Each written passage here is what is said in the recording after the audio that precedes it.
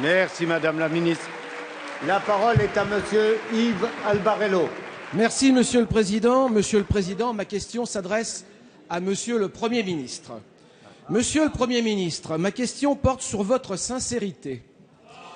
Oui, nous pouvons douter de la sincérité du gouvernement lorsqu'il parle des finances de notre pays. J'en veux pour preuve les chiffres de 2013 dont nous avons eu connaissance il y a quelques jours. La dérive des comptes est préoccupante. Que d'écart par rapport à la loi de finances pour 2013 que M. Cahuzac avait présenté ici même dans cet hémicycle, les yeux dans les yeux. C'est à se demander si vous n'aviez pas donné la consigne de maquiller cette loi de finances initiale pour 2013, tant le résultat à la fin de l'année est différent. Près de 15 milliards d'euros de recettes fiscales manquent. J'ai bien dit 15 milliards d'euros de recettes fiscales. C'est la preuve que vous avez anesthésié notre économie. Moins de transactions, plus de délocalisation, bref, moins de base fiscale. Au final, qui va payer la facture de vos décisions idéologiques?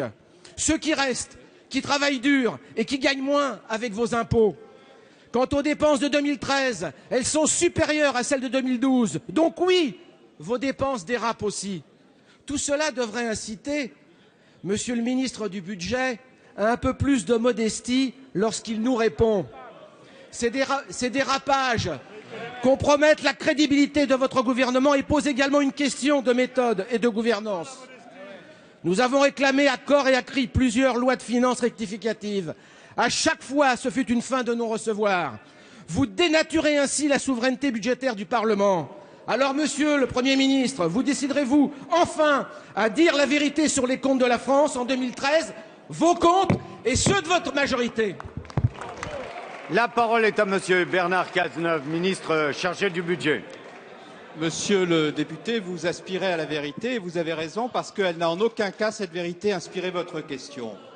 Et je voudrais, si vous m'y autorisez, puisque vous souhaitez la vérité et qu'on vous la doit, vous donner des chiffres extrêmement précis. D'abord, vous parlez de la réduction du déficit budgétaire. Dois-je vous rappeler qu'entre 2012 et 2013, le déficit...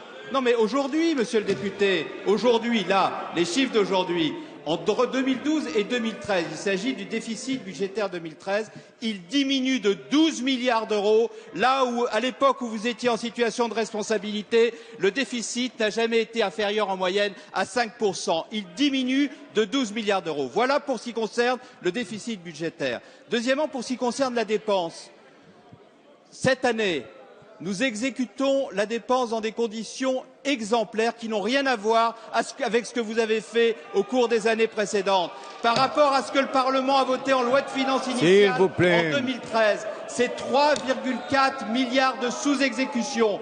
Et si je prends le champ zéro valeur pour l'État, c'est 130 millions. Si je prends les dépenses d'assurance maladie, l'an dernier, nous avons sous-exécuté à hauteur de 1 milliard. Cette année, nous serons au moins à 1 milliard de sous-exécution. Et la dépense publique augmentait en moyenne de 2% lorsque vous étiez en situation de responsabilité. Dans le budget que je présente cette année, c'est 0,4. Nous avons divisé par 5 le rythme d'augmentation de la dépense publique. Vous voulez la vérité? Vous l'avez pour ce qui concerne le déficit budgétaire, vous l'avez pour ce qui concerne la dépense publique. Et dois-je vous rappeler également, monsieur le député, puisque vous voulez la vérité, que les dépenses d'assurance maladie au cours des 5 dernières années ont augmenté en moyenne de 4%, là où nous sommes un peu supérieurs à 2%. Vous voulez nous faire oublier votre bilan, vous stigmatisez nos résultats sont là, ils effacent vos erreurs.